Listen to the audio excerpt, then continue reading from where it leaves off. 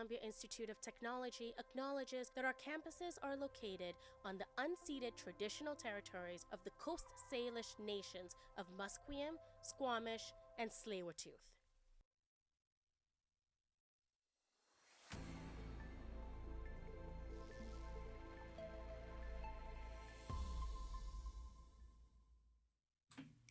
Good afternoon, my name is Thomas Adams, and here are your news and sports headlines to 3:30. This year's federal budget contains a deficit of nearly twice the size forecast by the Liberals a year ago, as Prime Minister Mark Carney's government prioritizes capital spending over programs and services. The budget tabled Tuesday projected a $78 billion total deficit for this fiscal year, up from a projection of around $42 billion in Ottawa's fall economic statement from late last year. Ottawa says the effects on the Canada-U.S. trade war and uncertainty over the future trade rules have weighed heavily on the Canadian economy, while creating risks to its outlook. While the last update comes in well above last year's estimate, experts say it's broadly in line with expectations. TD senior economist Francis Fong calls it a hard-nosed budget compared to those of previous Liberal governments under former Prime Minister Justin Trudeau. That's because it focuses on a few key areas for spending, such as competitiveness, trade, defense, and housing, rather than a broader range of various initiatives. The Royal Canadian Legion changes up its usual fundraising this year. Despite the looming federal budget, they are continuing efforts. Our reporter Caroline Doyle has more. Veterans may be at risk as legislation announces the new federal budget today. Prime Minister Mark Carney says the budget involves sacrifices and difficult choices. With Remembrance Day 1 week away, the Royal Canadian Legion continues to raise funds for veterans through the Poppy Fund despite a changing financial climate. This is the first year of the National Poppy Campaign, which allows for better access to poppies. This campaign, in partnership with Amazon Canada, aims to encourage remembrance. Some legions have been forced to close due to aging memberships and aging buildings. Caroline Doyle, BCIT News. In the U.S., voters head to polls in America's first major election day since President Donald Trump returned to the White House. The Republican president did not hire the campaign tail to help the party's candidates or causes ahead of Tuesday's voting, but his leadership and policies dominated the debate virtually everywhere. No contests are bigger than the governor's races in New Jersey and Virginia, the only two this year. The GOP candidates in both states closely aligned themselves with Trump. Strong Democratic showings could provide the party a pathway back to national relevance, even if its top candidates have taken very different approaches. A bomb threat has halted airlines passing through Ronald Reagan Airport in Washington, D.C. The Federal Aviation Administration says that it halted all flights at Ronald Reagan Washington National Airport because of a security threat. In a social media post, Transportation Secretary Sean Duffy says that authorities are investigating a reported bomb threat involving a United Airlines aircraft that arrived from Houston. The plane was moved to an isolated area, and all other traffic was put on hold while passengers disembarked and were bused to a terminal. Duffy says that all operations have now returned to normal. The incident caused flight delays of up to 2 hours, further rattling passengers already facing flight delays and uncertainty due to the ongoing government shutdown. I'm Lisa Dwyer. For dollar markets, tech stocks pull S&P TSX composite nearly 500 points lower. U.S. markets also fall. Canada's main stock index finished nearly 500 points lower on Tuesday, weighed down by losses in technology stocks, while U.S. markets also fell. The S&P TSX Composite Index was down 497.24 points and 29,777.82 points. In New York, the Dow Jones Industrial Average was down 251.44 points at 47,085.24. And the S&P 500 index was down 80.42 points and 6,071.55, while the NASDAQ composite was down 86.9 points at 23,348.64. The Canadian dollar traded for 70.97 cents US compared to 71.14 cents US on Monday. The December crude oil contract was down 49 cents US at 60.56 per barrel.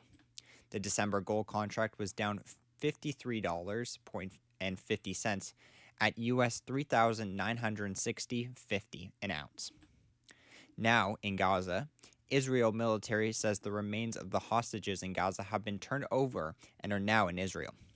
Tuesday's handover is the latest sign of progress under U.S.-brokered ceasefire ahead of the announcement. Hamas has returned remains of 20 hostages to Israel's under the ceasefire. If the latest remains are confirmed, that would leave the remains of 7 in Gaza.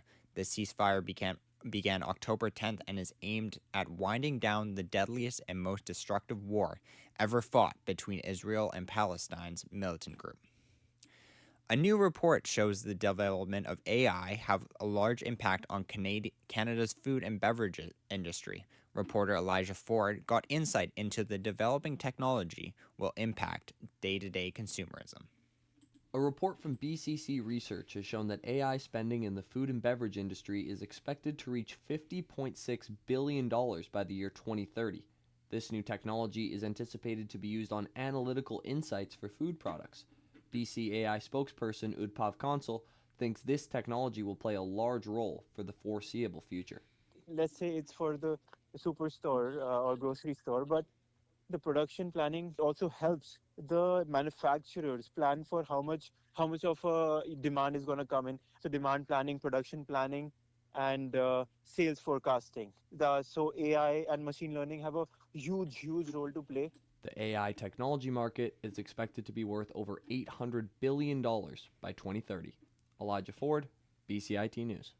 Statistics Canada found that police-reported violence against seniors increased in 2024. Reporter G.D. Lynn has details about differences between male and female victims. Statistics Canada reported there were 7,622 cases of family violence against seniors in 2024. Of the victims, 57% were women, and perpetrators were most often either their own children or spouse. On the other hand, perpetrators of male victims were much more common to be their own children than their spouses. Professor Alexandra Lysova specializes in intimate partner violence research at SFU School of Criminology. Women are overrepresented as victims in these statistics because, unfortunately, women indeed suffer more injuries, specifically physical, of injuries of sexual nature. Another potential explanation for why women are overrepresented in this data, or additional explanation, is that women are much more likely to seek help. StatCan also found that nearly half of all victims of intimate partner violence lived with the accused at the time of incident. Jeannie Lin, BCIT News. David Beckham has been knighted by King Charles III at Windsor Castle. The soccer legend is now Sir David Beckham. He calls it the proudest moment. Beckham was honored Tuesday for his contributions to sport and charity, including his work with UNICEF and efforts to eradicate malaria. His career highlights include scoring in 3 World Cups and playing a key role in Manchester United's 1999 treble-winning season. Beckham's knighthood marks a high point in this journey to rehabilitate his image after past controversies. The honor was announced in June as part of the Knight's birthday honor list. As the NFL trade deadline has just come to an end, we have seen some groundbreaking moves from NFL teams. One of the most recent one being Dallas Cowboys trading for defensive tackle Quinnen Williams from the New York Jets. It seems as though the Cowboys are looking to tighten up their defense, which is ranked second worst in the league. They also picked up linebacker Logan Wilson from Cincinnati earlier today. The New York Jets are selling out on this season, trading away multiple players, including corner Sauce Gardner. They will look to the future as they receive a 23-year-old wide receiver, Adonai Mitchell, and 2 first-round picks in return.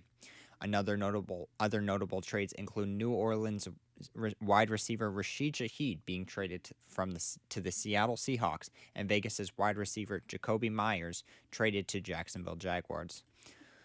Look out for the Vancouver Rise as they will be playing their first ever playoff match against the Ottawa Rapid at Swangard Stadium tonight. Vancouver Rise midfielder Nikki Stanton spoke about the impact the league has on her and how she looks to set an example for the future. Yeah, I've had a long career playing professional sports, and I've always wanted to, when I got older, be the player that I wish I had when I was younger.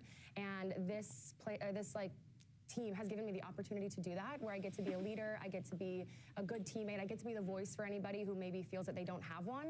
And this is the perfect group to be that. I've loved it.